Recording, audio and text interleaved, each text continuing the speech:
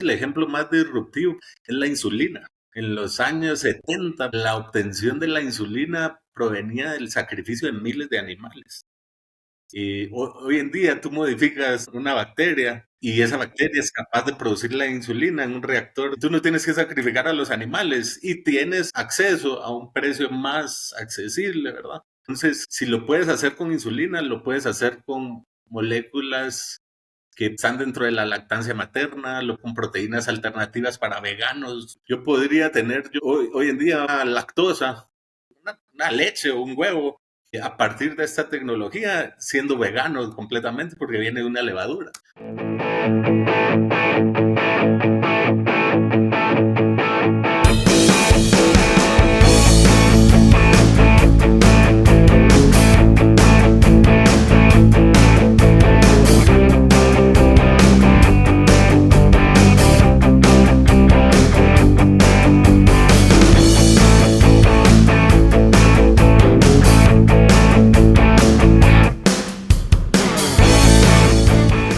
Buenos días, buenas tardes, buenas noches. Es un placer saludarlos nuevamente y darles la bienvenida a Voces del Campo, un podcast agrícola, pecuario y acuícola de la región latina.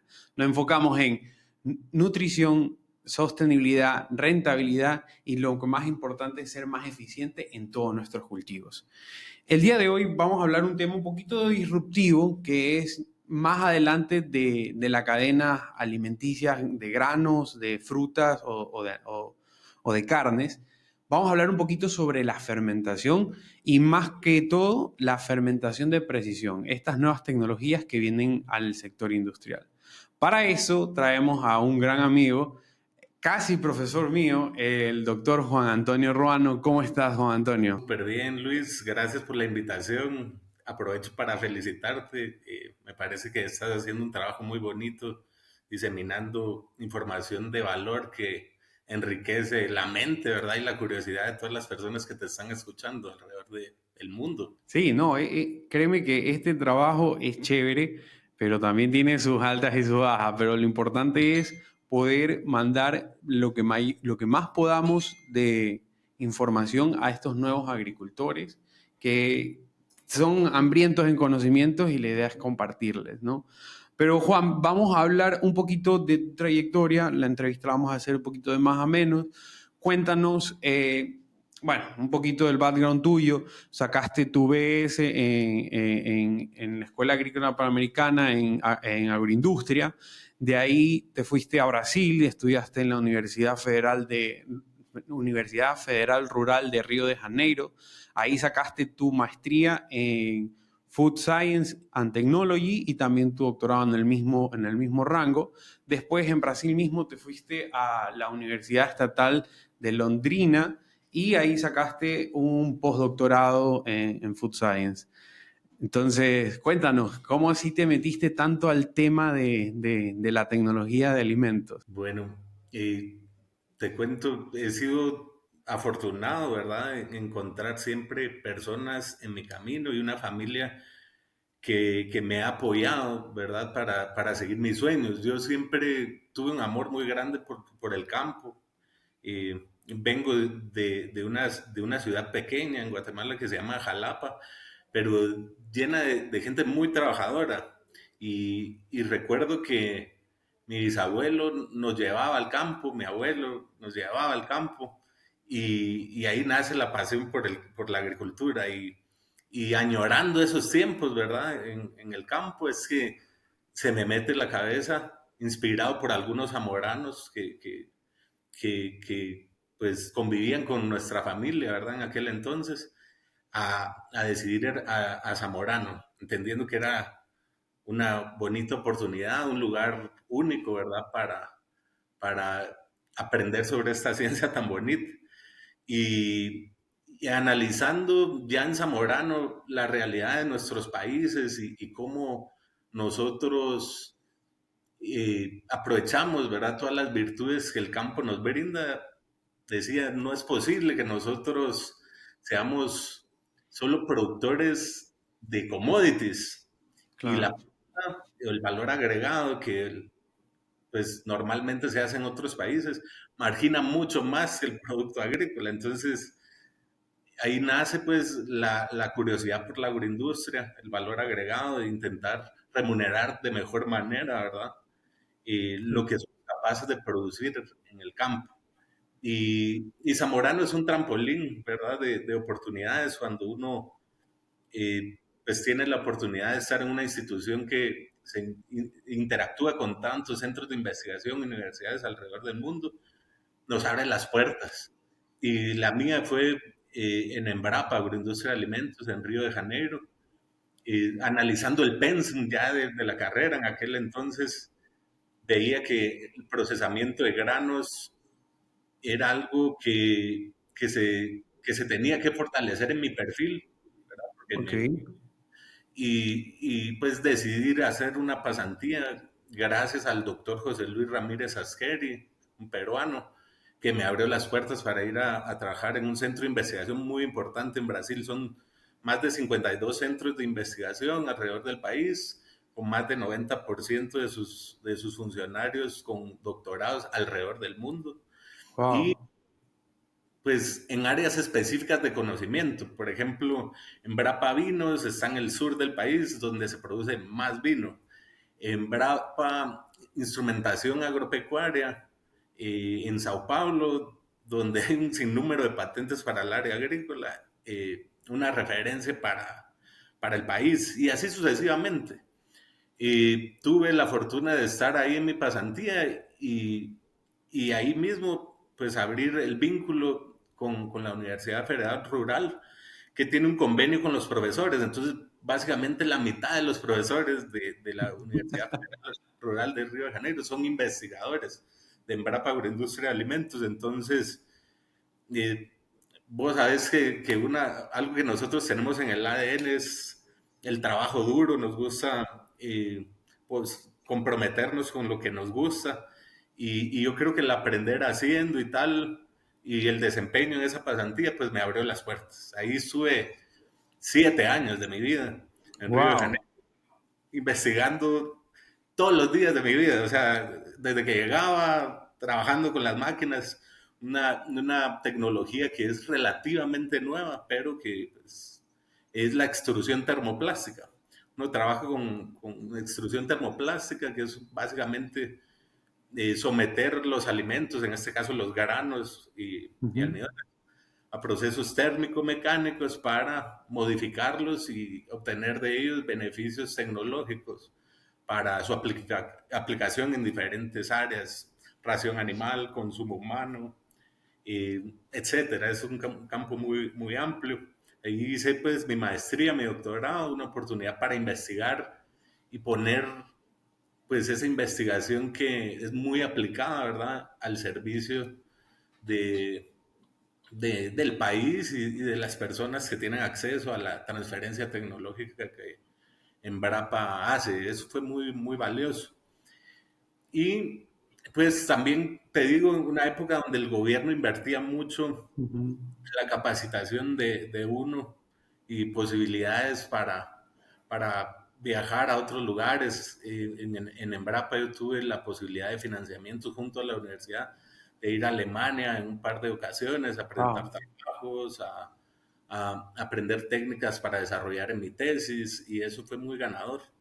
De hecho, pues se generó tanta investigación que en un congreso en Sao Paulo, en algún momento, pues yo presentando uno de mis pósters, ¿verdad? Que es algo común cuando uno hace los posgrados. Conozco a una persona que, pues hasta ahora es muy amigo mío y un referente, el doctor Fabio Yamashita.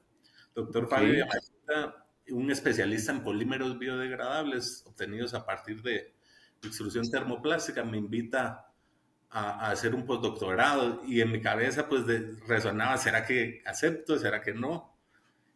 Pero uno comienza también a pensar cuántas veces en la vida te van a ofrecer una oportunidad de hacer un postdoctorado. ¿Es Y de me agarrarla o perderla? exacto, y nos vamos para Londrina, a la Universidad Estatal de Londrina, un pueblo lindo, de gente muy amable, educada. Y, pues ahí emprendemos el camino, la primera experiencia de docente un programa de postdoctorado con másters y doctores en el área de alimentos. Comienzo a dar mis primeras clases ahí en el área de empaques para alimentos y me entro en un grupo de investigación muy importante a nivel mundial que es Polybiotech, ahí en Londrina. Yo Ya. leía mis artículos, me recuerdo cuando hice mi tesis de doctorado y siempre miraba los nombres Yamashita, Grossman, Mali, eran como recurrentes, ¿verdad? Mi regresión de literatura. Y yo sin saber, llego a este lugar y me dice mi asesor, ¿verdad? El doctor Fabio, mira, te presento a la doctora María Victoria Grossman y te presento a Susana Mali. Entonces, yo los he leído mucho y fue una experiencia bien bonita porque realmente no solo la calidad intelectual de estas personas, sino su calidad humana me, me sorprendió, me sorprendió. Entonces, te puedo decir que fue un lugar que me marcó mucho y donde fui muy feliz y pues pude hacer un postdoctorado muy importante antes de llegar a Zamorano, porque después ya me hice yo profesor de Zamorano y pues esa historia vos ya la conoces un poco más. Sí, es más, yo justo creo que, bueno, yo justo tuve, yo me acuerdo que usted era el encargado del módulo de biodiesel de cuarto año, y justo cuando yo entré a ese biodiesel ya usted ya había salido, ahí me dio el doctor Luis Manuel, Maldonado, si no me equivoco, sí, muy bueno, con él qué tuve relevante. el proceso de biodiesel y fue súper chévere, la verdad. Uno de los módulos, los llamaban módulos especializados más interesantes que tuve en todo cuarto año, porque los otros Sí. eran cuidar a los más pequeños. No, sí, sí, no, era un módulo muy bonito y yo creo que pues ahí uno despertaba la creatividad, ¿verdad? Del Claro. estudiante y porque vos le dejabas al libre albedrío escoger una fuente lipídica para hacer su propio biodiesel, entonces se llegaban cosas locas. Había algunos que decían, no, yo quiero usar el cebo de la Ujú. vaca, yo quiero usar el ricinos comunes que tiene ácidos grasos de cadena larga, o yo quiero usar la soya o la tilapia, inclusive hubieron estudiantes hondureños que eran de una región productora de tilapia, en donde uno de los subproductos era el aceite de tilapia, Wow. y vos producías, o sea, era parte del aprender haciendo, ¿no? Que se ejecutara un proyecto que tuviera sentido para la persona que lo pasara y generara también un vínculo afectivo como para que se enamoraran del proceso y lo podía llevar tan lejos como pudieras, ¿verdad? Porque Sí. biodiesel se produce de diferentes maneras. Entonces se planteaba una mini tesis y la Claro. idea era experimentarlo, ¿verdad? Es verdad, yo me acuerdo que yo hice, bueno, yo fui más conservador, hice de aceite de soya, hacer biodiesel, pero yo era de ciencia y producción, que era parte. Yo iba en la mañana, en la tarde yo tenía un amigo que estaba justo en agroindustria y él estaba haciendo de diferentes grasas era cerdo, vaca. Él iba cuando en las noches, cuando botaban todas las grasas de las plantas, él iba a recolectar para hacer su biodiesel y era súper interesante. Pero doctor, ahora sí, entrando un poquito al tema de fermentación, si nos podría explicar qué es la fermentación de precisión. Bueno, primero, ¿qué es una fermentación y qué es una fermentación de precisión? Mira, nosotros como tecnólogos de alimentos, ¿verdad? O formados en el área, venimos de entender la fermentación como algo más tradicional, ¿verdad? En Ujú. donde pensamos en un prototipo como el vino, ¿verdad? O el pan o el yogur, y como resultado de tal vez de algo que fue accidental en sus orígenes, se ha Sí, ido sofisticando a través del tiempo, en donde básicamente microorganismos son capaces de convertir azúcares principalmente, ¿verdad? En alcohol o otro tipo de compuestos como el ácido acético, etcétera. Y lo más importante en estos procesos es el producto final, ¿verdad? Un conjunto de nutrientes, ¿verdad? En una matriz específica, en una condición específica. Ya ya, la fermentación de precisión es un proceso en donde se hace uso de recursos genéticos, ingeniería genética, y donde también a partir del entendimiento profundo del microorganismo, nosotros somos capaces de controlar factores de manera muy específica. ¿A qué me refiero con esto?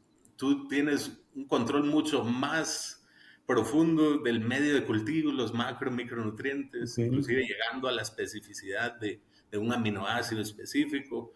Tienes control sobre las temperaturas, tienes control sobre el oxígeno y Ya. diferentes sensores, ¿verdad? Que hacen que este proceso sea mucho más meticuloso, a tal punto que tú diferenciando las dos etapas que tienen todos los microorganismos en su etapa de crecimiento, que es una fase exponencial y una estacionaria, ser capaz de identificar moléculas específicas que el microorganismo genera en cada una de esas etapas. Ok. Entonces, ya no te vas al conjunto, al prototipo final que quieres obtener, sino te vas a al cálculo, ¿verdad? Específico de cómo ese microorganismo específico es capaz de generar una molécula específica. Entonces, eso también con la ayuda de la edición genética que se puede hacer a través de metodologías como CRISPR, que es una también tecnología disruptiva, te permite modificar microorganismos para que sean capaces de producir esa molécula que normalmente no la produce el microorganismo. ¿A qué me refiero? Una caseína, Ok. una ovoalbúmina, una lactoferrina, moléculas que vienen del mundo animal o vienen de un cultivo específico, pero que ahora puedes producir a través de un microorganismo que se modificó por CRISPR, ¿verdad? O sea, básicamente es, digamos, como un microorganismo transgénico, ¿no? No es considerado de esa manera, no es considerado de esa manera, pero pues tiene varias ventajas y yo sé que este es un tema que puede ser contradictorio, pero que creo que si la pensamos con cautela, tiene mucho beneficio para la humanidad. Nosotros somos 7,58 millones de personas en la actualidad y para 2050 vamos a ser cerca de 10 millones, 9,5, 10 Mm. millones. Y se estima, ¿verdad? Que nosotros tenemos que producir 60% más de alimento Claro. para satisfacer la demanda de las personas que vamos a tener que alimentar nosotros, ¿verdad? Del campo. Y que además tenemos que correlacionar con varios factores, ¿no? El cambio climático, que vos sabes que Ujú. afecta las condiciones de producción en el campo, y la deforestación, pues que también puede provenir de los extensionismos, ¿verdad? O inclusive también la disminución de la tierra que tenemos disponible para la producción. Entonces, cuando haces el balance de todo eso, alternativas como la fermentación de precisión se tornan importantes porque tenemos que buscar maneras de hacer más eficiente y de ser más eficientes y más específicos en la calidad de los nutrientes que llevamos a la boca de las personas. No, y además yo me imagino que también un punto que sí me gustaría acotar a lo que dices es la perspectiva del consumidor, porque lamentablemente hay muchos consumidores que no compran una fruta o un vegetal porque tiene algún golpe, ¿no? Y no es que nutricionalmente está mal, o simplemente tuvo un daño mecánico que fue de ponerlo en góndola en góndola o simplemente ya en tu casa se golpeó y ya se comienza a madurar, ¿no? Entonces, me parece súper interesante, pero si podremos ahondar un poquito más en ejemplos de productos en los que se ha ido desarrollando esta fermentación de precisión para que la gente la pueda sentir un Sí, poquito más tangible. sí, sí, mira, tal vez el ejemplo más disruptivo, porque no deja de ser una tecnología también relativamente nueva, es la insulina. En los Ok. años 70 por ahí, la obtención de la insulina provenía del sacrificio de miles de animales. Y hoy en día tú modificas una bacteria Para que y esa produzca. bacteria es capaz de producir la insulina en un reactor de, no sé, 100, 200 litros. Y tú no tienes que sacrificar a los animales y tienes acceso a un precio más accesible, ¿verdad?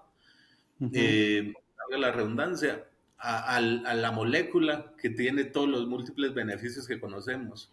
Entonces, Si lo puedes hacer con insulina, lo puedes hacer con moléculas que, por ejemplo, están dentro de la lactancia materna, lo puedes hacer con proteínas alternativas para veganos. Te voy a dar otro ejemplo. Yo podría tener hoy en día una lactosa, una leche o un huevo a partir de esta tecnología, siendo vegano completamente porque viene de una levadura. Entonces, Oh, eh, podemos hackear el sistema, darle una alternativa saludable a las personas, obteniendo moléculas biológicamente idénticas a las que obtenemos por los métodos tradicionales. Y eso es muy importante porque nos permite llevar bienestar a las personas, ¿verdad? De múltiples formas, sin entorpecer, pues, esa máquina perfecta que Dios hizo, ¿verdad? Que es el genoma, o sea, Dios nos hizo perfectos y para poder aprovechar ese potencial que tenemos, eh, tener una buena nutrición es indispensable porque condiciona ese potencial genético. Entonces, qué claro. bonito tener acceso a tecnologías que nos permiten, pues, producir de manera más sostenible y efectiva ese tipo de moléculas. Tal vez Europa o Estados Unidos o la parte de Asia Norte no tengan problemas de desnutrición infantil, pero acá en Latinoamérica es un problema que se mueve bastante y es triste porque estás condicionando a tu nueva generación que ya no tengan las oportunidades de desarrollarse de la mejor forma. Pero Juan, ¿sabes qué? Me pareció súper interesante lo que dijiste sobre, digamos, que el huevo vegano, ¿no? Que eso es lo que la gente va a quedarse como que a pensarla más. Si nos podrías explicar un poquito más cómo es ese proceso para poderlo entender un poco mejor. Si te lo tuviera que describir paso a paso, lo primero es que uno tiene que identificar la necesidad desde las personas, ¿verdad? De Claro, una molécula que sea interesante para el bienestar de la misma.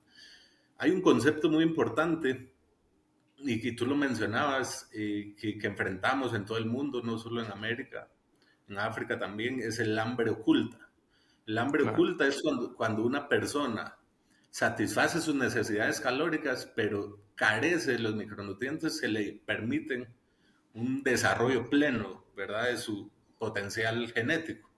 Entonces, cuando tú identificas así deficiencias específicas o moléculas que pueden favorecer el desarrollo pleno de las personas, pero que son de difícil acceso por su precio, te voy a decir un ejemplo de productos que se obtienen por fermentación de precisión, la lactoferrina que está en la leche en las Ujú. primeras etapas del calostro, principalmente, en los primeros años. Esa es una molécula que hoy, aislada de las vacas, tenés que ordeñar 200 vacas para obtener un kilo y el kilo vale $1,500. Wow. Eh, Hoy por fermentación de precisión, el costo sería centavos de una dosis adecuada para sustituir esa fuente natural. Entonces, lo primero es identificar la necesidad, ¿verdad?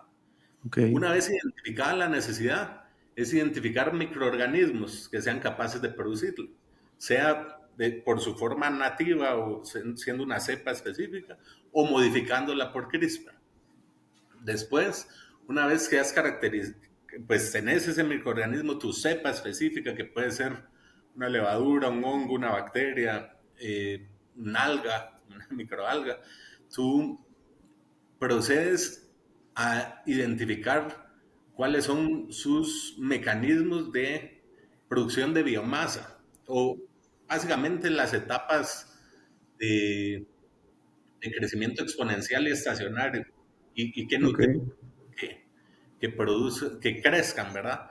Y una vez que defines muy bien cómo potenciar o optimizar ese crecimiento, tienes que identificar qué metabolitos o moléculas se está produciendo en cada una de las etapas.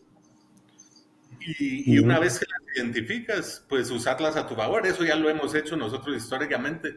Si lo quiero traducir pues, a palabras más simples, por ejemplo, la levadura, la Saccharomyces cerevisiae, vos la puedes usar para producir pan, porque uno de los metabolitos es el CO2, ¿verdad? Que forma los alvéolos de pan y le dan la Sí. textura que uno quiere.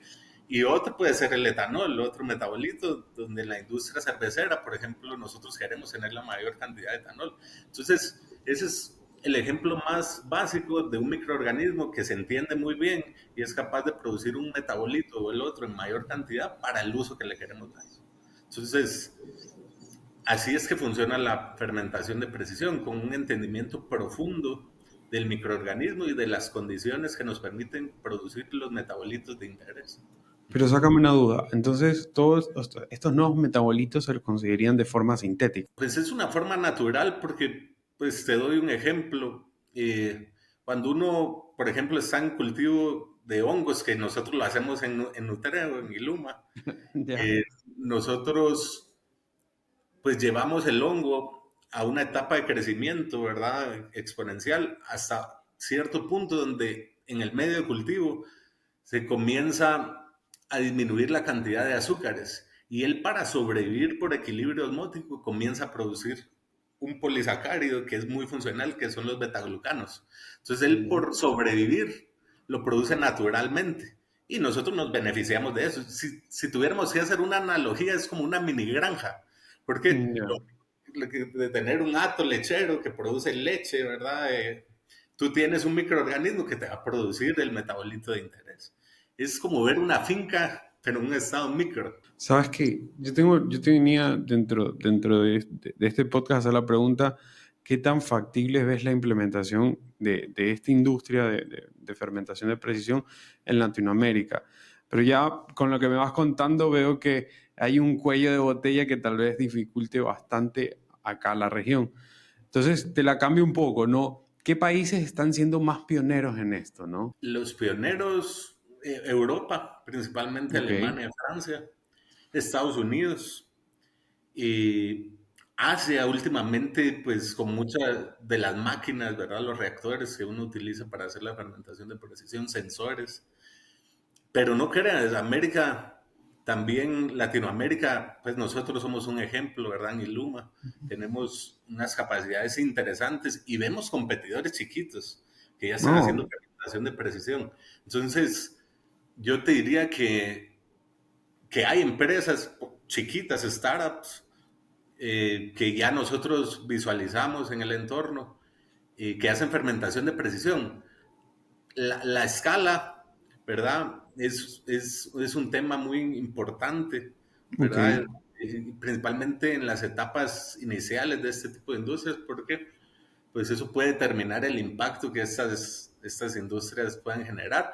Pero pues yo acá en Colombia, te digo, he visto empresas chiquitas que no tienen ni siquiera pues bioreactores, pero que producen metabolitos a partir de fermentación de No. presión en beakers y tiene mercado, porque son moléculas altamente funcionales. Entonces, pareciera que estamos muy lejos, pero no. En Costa Rica también tuve un viaje poco tiempo atrás y tuve la oportunidad de conocer un centro de investigación muy interesante en donde personas, biotecnólogos, ¿verdad? Muy capacitados, eh, pues hacen levantamiento y caracterización de cepas, de microorganismos, te dan protocolos de producción. O sea, tú los puedes tercerizar y decirle, mire, yo tengo esta molécula, la quiero usar para eso, establezca el protocolo. O sea, no está tan lejano de lo que nos imaginamos, ya es una realidad. Yo pues ahora en Estados Unidos también veo productos que vienen de Latinoamérica que contienen este tipo de moléculas, entonces yo creo que ya estamos viviendo una transición donde esto es un hecho, pues. Los asiáticos produciendo máquinas muy baratas también. Eso te quería preguntar, ¿no? Tú hablaste de que hay startups pequeñas que están generando y comentando, como compitiendo en este nuevo mercado, ¿no? De esas de ahí, ¿cuáles son latinas o son ya de otras regiones? No, aquí en Colombia te podría decir, yo conozco por lo menos tres Wow. ajá, pues con un impacto interesante. eh, y también algunas que han migrado de los métodos convencionales a los métodos Ujú. de fermentación de precisión. ¿A qué me refiero? Por ejemplo, yo tengo un invernadero de hongos Ya. específicos y concentro por métodos mecánicos, físicos, ciertos metabolitos y comienzo a venderlos. Pero después cuando me doy cuenta que hay una alternativa biotecnológica más eficiente, donde yo disminuyo 6 veces el tiempo, no estoy usando insumos agrícolas, tengo en lugar de 10 funcionarios uno, y Ujú. además no estoy generando gases de efecto invernadero, entonces digo, voy a producir aunque sea un poquito aquí mis batches y yo tengo el mismo producto, idénticamente igual desde el punto de vista biológico. Oye, Juan, pero ¿cómo se comercializa esto, digamos que estos microorganismos, estos metabolitos que se van produciendo, ¿no?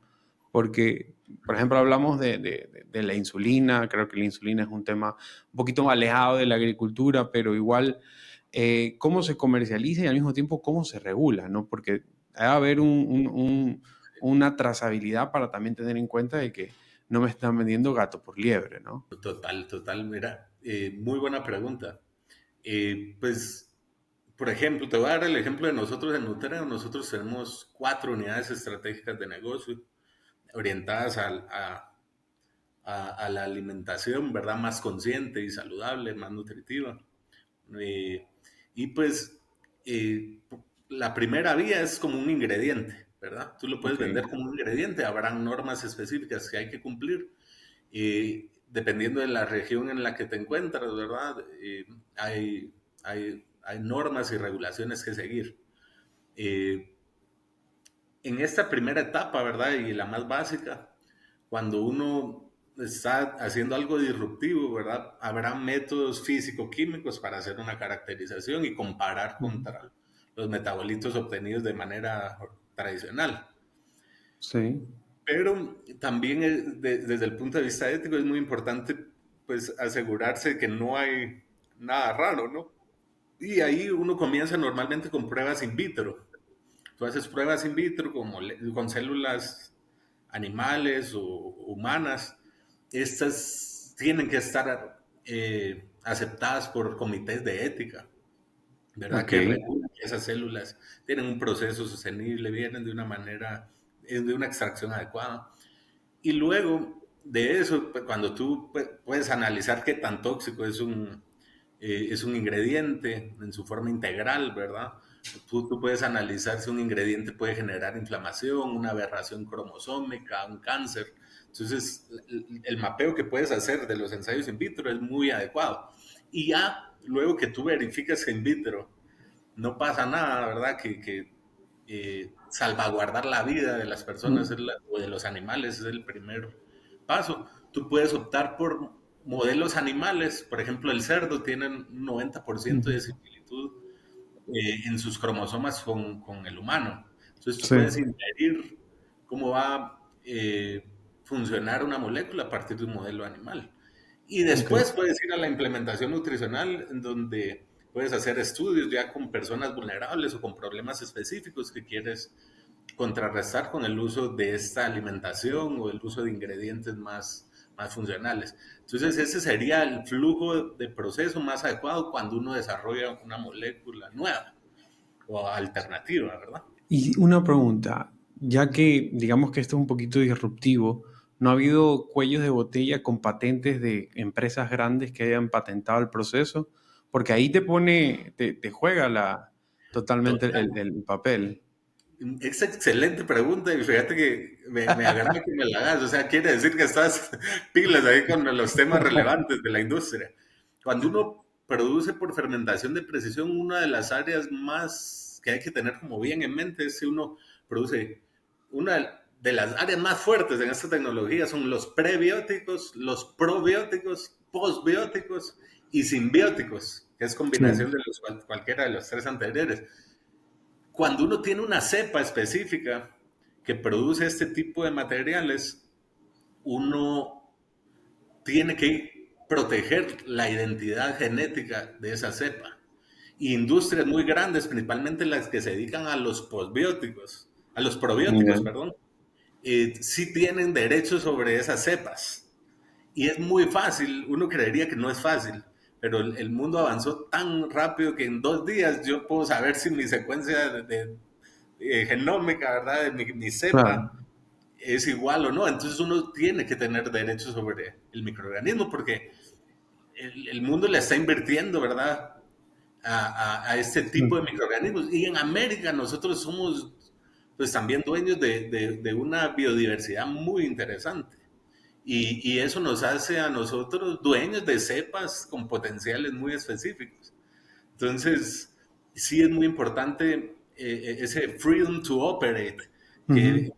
que se tiene que obtener a partir de los derechos que tú tienes sobre una cepa específica. Porque recuérdate que también las cepas mutan y mutan en Ujú. función de las condiciones ambientales, el tiempo, etcétera. Claro, ¿no? Y ahí viene otra pregunta que viene aparte de eso.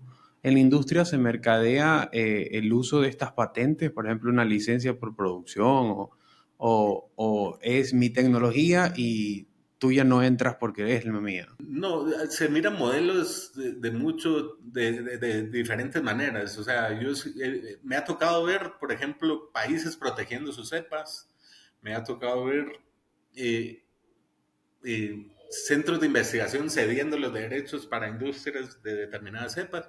Y también industrias en Estados Unidos, startups en Estados Unidos, que por ejemplo nos buscan para escalar por nuestra capacidad productiva las cepas que ellos han desarrollado en Estados Unidos. O sea, No. es un intercambio, es una Es industria, ¿verdad? Que tiene un- diferentes modelos de negocio y depende de la creatividad de quien los lidera para hacerlo rentable, ¿no? No, sí, sí me imagino. Al final, cada, digamos, no digamos país, pero cada empresa se puede enfocar en su nicho y ahí pueden intercambiar y ese intercambio se puede generar muchos frutos. Juan, sí me gustaría tocar la parte de impacto ambiental y social, ¿no? Hablamos bastante de estos beneficios de la fermentación de precisión. Y yo te preguntaría, ¿cómo contribuye a ser más sostenible y reducción del impacto ambiental? Ya que estamos en la época de los ODS, muchas empresas, aunque no fuesen tan afín a lo ambiental, tu cliente te exige tener cierto respaldo como poca huella de carbono o ese tema. ¿En qué contribuye la fermentación de precisión? Mira, yo si tuviera que resumir en dos palabras, te diría sostenibilidad y eficiencia. Ok. Sostenibilidad porque imagínate que yo tengo producción de betaglucanos a partir de Ganoderma lucidum o reishi en invernadero. Y yo Mm. tendría que implementar 6 veces más tiempo. Tendría que usar insumos agrícolas, riegos, controlar condiciones de humedad, o sea, sería muy susceptible a las condiciones climáticas que yo tengo que controlar en el invernadero, ¿verdad? Ok. Eh, y eso además asociado a procesos industriales para llegar a la molécula. Pues, en este caso, betaglucanos o ácidos ganodéricos, por ejemplo. Por fermentación de precisión, vos en 10 a 14 días tienes lo mismo que te hubiera tomado 3 o 4 meses en el invernadero, en una extensión de tierra mucho mayor. Entonces, no hay producción de gases de efecto invernadero, no hay un impacto a los suelos, no hay deforestación si es que el sistema es extensivo.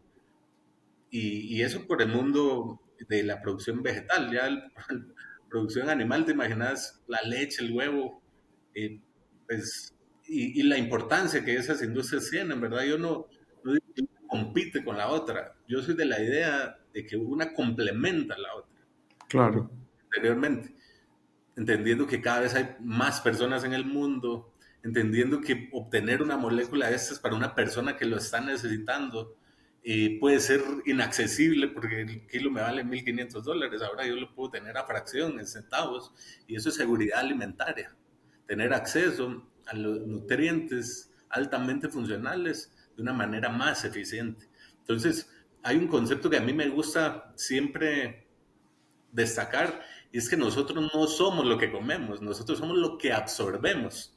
Y muchas personas en el día a día, pues imagínate cuando no hay protocolos de higiene adecuados, no se lavan las manos o tienen acceso a una mala agua, o que no es de calidad, o no, las personas en las áreas rurales no tienen acceso a una educación de qué comer o cómo balancear sus alimentos, terminan castigando la microbiota. Y hoy en día Sabemos que hay una correlación directa entre los microorganismos que hay en nuestro cuerpo y cómo lo vamos a absorber. Entonces, Pues, estas moléculas muchas veces van orientadas a fortalecer la microbiota. Hoy nosotros en Nutreo tenemos estudios donde estamos analizando la microbiota antes y después de la incorporación de este tipo de ingredientes en la dieta de las personas y esperamos, ¿verdad? Por lo que nosotros estamos diseñando, que los beneficios asociados a este tipo de ingredientes nos permita mejorar, inclusive contrarrestar el efecto de estas condiciones que no podemos manejar, pero que afectan directamente la microbiota de las personas. oye, Juan, pero sabes que me quedé pensando bastante en lo de, o sea, hay agricultores, bueno, no agricultores, digámoslo, ganaderos que están acostumbrados de ponerle probióticos a su hato con el fin de darle una mayor estabilidad, evitar problemas en la nutrición. Y hay una brecha porque la gente puede decir, uy, esta tecnología no me gusta porque me están diciendo un químico diferente o no sé, ¿no? Y ahí viene mi pregunta, ¿cómo desmitificamos y incentivamos a la gente que adopte más esta tecnología, ¿no? Por lo menos que sea no el caso aparte, sino sea lo común utilizar fermentación de precisión que la normal, ¿no? Sí, mira, yo pienso que, pues, oriental, el ejemplo de la microbiota que te daba, todos tenemos una microbiota y Ujú. microorganismos, sean benéficos o no, en nuestro organismo, ¿verdad? La tenemos. Nosotros tenemos más células de bacterias que células humanas en el cuerpo. Es un universo paralelo. Y pues inclusive muchas antitolerancias a la lactosa, al gluten, pueden derivar de la microbiota. O sea, hoy en Sí. día tú ves en clínicas que hay transferencia de microbiota Ujú. eh, de una persona a otra. Ya eso es algo entendido por la medicina, caracterizado de manera muy adecuada, protocolos muy estrictos. Eh, entonces la alimentación juega un rol muy importante en eso. Si yo quiero realmente pues hacerle frente a esos problemas que son masivos, comunes y cotidianos en la humanidad, pues lo que nos resta a nosotros es profundizar en el entendimiento de las herramientas que tenemos a la mano para contrarrestar esos desafíos.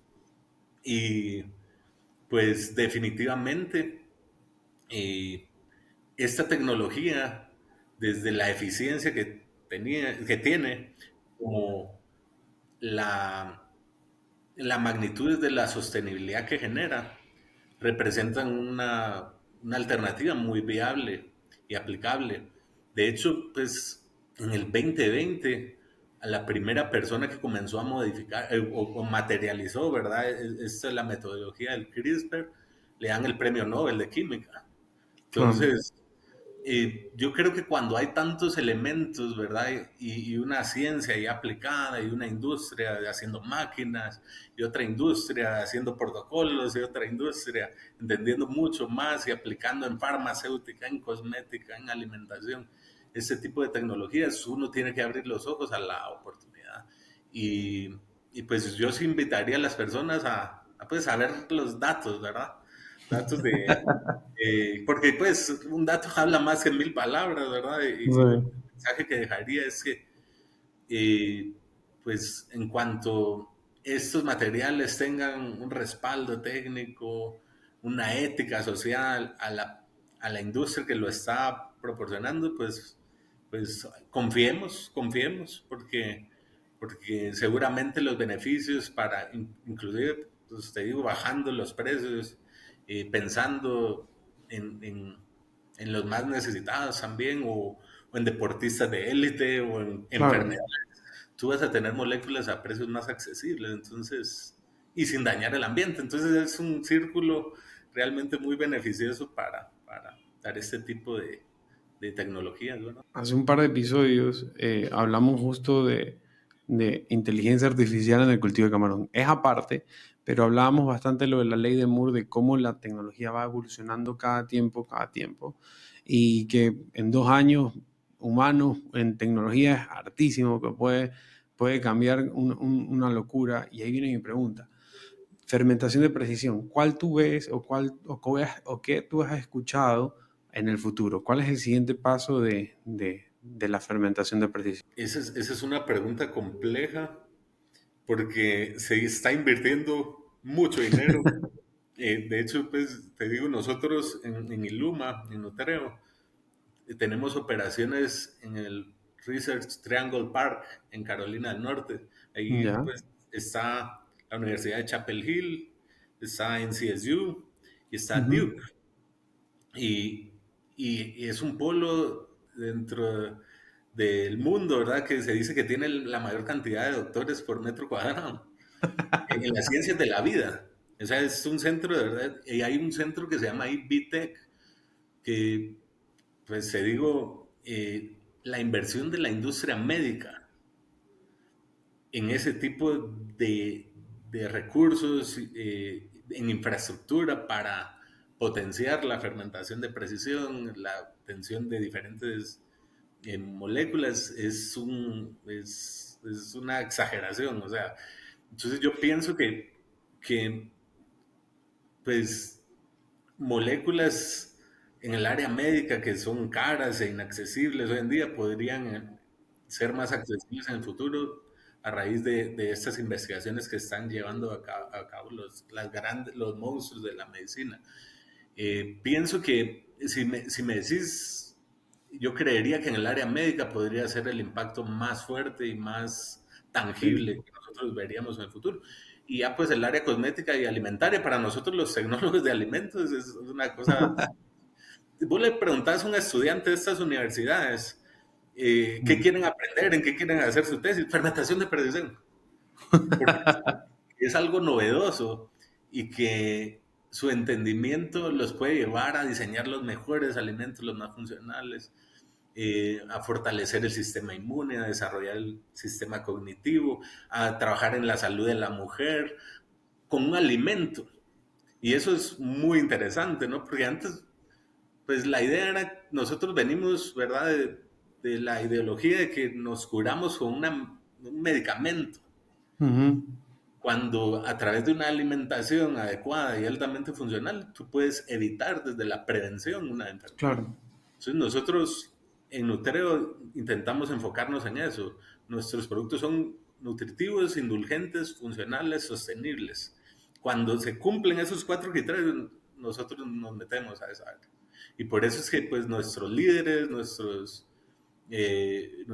presidente, pues se enfocan en estas tecnologías porque queremos estar a la vanguardia de lo más novedoso y llevarle a las personas realmente una alimentación más consciente, sin No, y tener además, efectos secundarios de la medicación. y además, hablando, por ejemplo, para un estado, sea Ecuador, Colombia, Guatemala, Costa Rica, Estados Unidos, mucho más barato le sale invertir en prevención que ya en curar el problema, ¿no? Y sale, es una locura. Sí, total. Juan, tengo una última, bueno, estamos en la recta final del podcast, que es el momento Galap. El momento Galap es una pregunta de análisis de datos, entonces quisiera cambiar la parte de análisis de datos y hacer una cosa mucho más dinámica, ¿no? Gran parte de la gente que nos escucha están entre los 20, 45 años, que están en la parte donde más libros comen, más papers leen, más podcasts escuchan.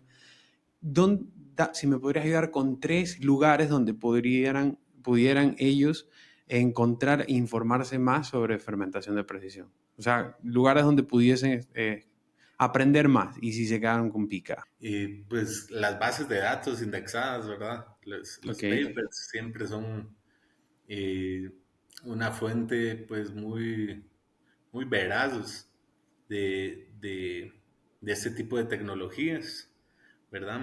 Literatura alemana, francesa, también son importantes. En América, pues a mí me gusta la data que hay en Costa Rica, en Colombia, ok. me parece, en Brasil es un país en América que tiene mucha investigación, México, ¿verdad? Eh, hay muchas universidades, de hecho, yo me estoy dando cuenta de un fenómeno en el que ya los programas de posgrados orientados a alimentos o química o biotecnología promueven en sus pensum eh, este tipo de tópicos, ¿verdad? Ok. Ya en el sílabus de los programas tú ya ves el tema. Como te digo, bueno, yo tengo pues alianzas, ¿verdad? Con diferentes universidades, precisamente por mi rol dentro de Nutreo y muchas veces me preguntan, mira, ¿qué pensás del pensum? Porque saben que trabajé en Zamorano, que entonces yo Ujú, veo, es recurrente ver en estos programas, ¿verdad? Química, biotecnología, alimentos, ya tópicos especiales de fermentación de precisión. Entonces es una oferta académica que existe. A ese punto voy, además de la literatura, los programas académicos, los países, como te decía, y a nivel tecnológico, siempre Europa, Estados Unidos y China. Es que China, mira, el nosotros motor hablamos, del planeta. sí, no, hombre, es que tienen unos equipos, o sea, unos volúmenes de producción. Obviamente, mira, hay capacidades productivas en China que sobrepasan lo racional. Son reactores de 100.000 litros y tienen 50. Entonces, ¿te Oh, imaginas la cantidad de producto que pueden obtener ellos a partir de un bache claro. de eso? No digamos de 50. Entonces, en Estados Unidos yo he ido a ferias. A las ferias es otra fuente para poder identificar este tipo de empresas o tecnologías o charlas. Por ejemplo, nosotros siempre vamos a una que es el IFT, el Institute of Food Technologies, Ujú. y tú ya puedes ver empresas ahí. El otro día yo me tomé una leche que era alta en lactoferrina, las dos obtenidas por fermentación de precisión. Una empresa que hacía la leche con chocolate y otra empresa que hacía la lactoferrina y te ofrecían la leche biotecnológicamente obtenida en bioreactores, sin ninguna vaca, ¿verdad? Entonces, ya es una realidad. Ese tipo de espacios, pues seguramente vas a ver reflejado ya y tangible, ¿verdad? La posibilidad de aprender más sobre este tema. No, y además, como tú dijiste, una leche sin necesidad de una vaca. No es que le va a eliminar a la ganadería, pero sí va a complementar a donde no llega, ¿no? Y Exacto. sí, complementar hasta donde no llega. En 2050, 10 billones de personas y un solo planeta, cada vez va a estar más complicado. Y al final son commodities, o sea, no es que al agricultor va a sacar más dinero, ¿no? Al final es más, está más posible que el precio baje, no sé, porque va a haber más gente aquí, no sé, pensándolo, ¿no? Entonces, estos temas yo creo que son claves familiarizarlos, porque muchos productores capaz no conocían que era fermentación de precisión. Entonces, mientras más familiaricemos y adaptemos estas nuevas tecnologías, me encantaría que Ecuador, bueno, se Y ponga en la mesa y no solo Ecuador, sino como región Latinoamérica sea referente, ya no tanto Europa, Estados Unidos, China, ¿no? ¿Tú cómo ves ahí Ecuador? ¿En cuánto tiempo tú crees que nos ponemos en la mesa y decimos, ya abro la están, página, ya estamos? ya están, ya están. Nosotros tenemos operaciones en Ecuador con Pemex y estamos implementando postbióticos en camarón obtenidos a partir de fermentación de precisión. Entonces ya es una realidad. Para el país. Sé que hay universidades también en Ecuador. Yo tengo un muy buen amigo francés, Frank Alexis, que Frank. también ajá, tiene investigaciones en prebióticos para camarón. O sea, en la industria de camarón, que es tan relevante para el mundo, Ah, ¿verdad? Desde Ecuador, ya se está trabajando, ya es una realidad. Nosotros tenemos ensayos hechos allá en Guayaquil, en Esmeraldas, y sé por colegas del área investigativa también que hay una serie de patentes por ahí muy bonitas. el camarón siempre sacando la cara en el Ecuador. Sí, sí, no, no es una industria muy importante para el país y pues estoy seguro que si es por ese lado, pues el Ecuador siempre va a llevar ahí con orgullo la bandera de lo más novedoso, ¿verdad? Hay colegas muy buenos en Ecuador en el área de camarón. No, sí, no es más, más de uno pasó por aquí. Sí, o sea, yo me he Sí, visto un par de capítulos pues y conozco muchos, ¿verdad? Yo le tengo un cariño muy grande a Ecuador, mi hija está allá, entonces por siempre en el corazón Ecuador, la verdad. doctor, un último mensaje que le quiera dar a la audiencia. Bueno, eh, pues, ¿qué te podría decir, no? El mensaje es que se cultiven este tipo de espacios, que se haga más frecuente, pues, la posibilidad de aprender y ser curiosos de qué está sucediendo en el mundo para que podamos ser mejores y aprovechar todas esas bondades que nuestro entorno nos brinda, ¿verdad? Somos países de gente trabajadora, buena, que tiene recursos naturales, que tiene creatividad. Entonces, poner toda esa curiosidad al servicio de esas bondades, de esos dones, siempre será beneficioso para todos. Entonces, eso les dejaría de mensajes. Te felicito por este espacio. Ojalá que vengan muchas personas. Sé que el Ecuador tiene muchos talentos en diferentes áreas. Yo lo viví, ¿verdad? De primera mano en los años que estuve por allá, 4 añitos viví en Ecuador. Y te puedo decir que sé que hay muchos ecuatorianos haciendo cosas increíbles, entonces enhorabuena por estos espacios y que sigan llegando muchas personas a enseñarnos muchas cosas que tenemos por aprender. Es más, yo incentivo que la gente sea disruptiva, ¿no? Que haga esas cosas que nadie las ve, porque a veces de esas loqueras salen los genios, ¿no? Dice un dicho que la diferencia entre un loco y un genio es el éxito, nada más, porque los dos están por ahí. Es, es cierto, ¿no? Y es la tentativa y error, ¿verdad? O sea, miran cuántas tentativas nació la energía eléctrica. Sí, Entonces, pues no mucho. podemos perder esa esencia, ¿verdad? Que como humanos tenemos de crear, de innovar, de creer también en nosotros mismos, porque muchas veces creemos que lo más disruptivo tiene que venir de las grandes potencias. Y mira, pues nosotros en Guatemala el Duolingo es hecho por un Sí. guatemalteco, todo con Han. El café soluble, las primeras pruebas que se hicieron, se hicieron en Guatemala. Entonces, cuando tú te pones a pensar en ese tipo de cosas, pues realmente yo lo que siempre analizo es que tal vez nos alejamos de nuestra esencia capaz de crear, porque creamos obstáculos o barreras que están en la Ujú. mente o en las oportunidades, porque también Sí, hay que reconocer que mientras nosotros no generemos la riqueza, ¿verdad? Que somos merecedores por lo que somos y por lo que tenemos. También muchas otras personas que no tienen acceso a una educación de calidad no van a ser capaces de potenciar su intelecto. Y hay muchos genios por ahí sí. que no estamos aprovechando. Entonces, los que tenemos la oportunidad de acceder a estos podcasts, de haber tenido una educación de calidad, tenemos que agradecerle a Dios por la oportunidad y al mismo tiempo hacer que las cosas pasen para que los que no han llegado tengan esa misma posibilidad. Sí, al final terminar lo que aprendiste, poderlo retribuir a tu sociedad.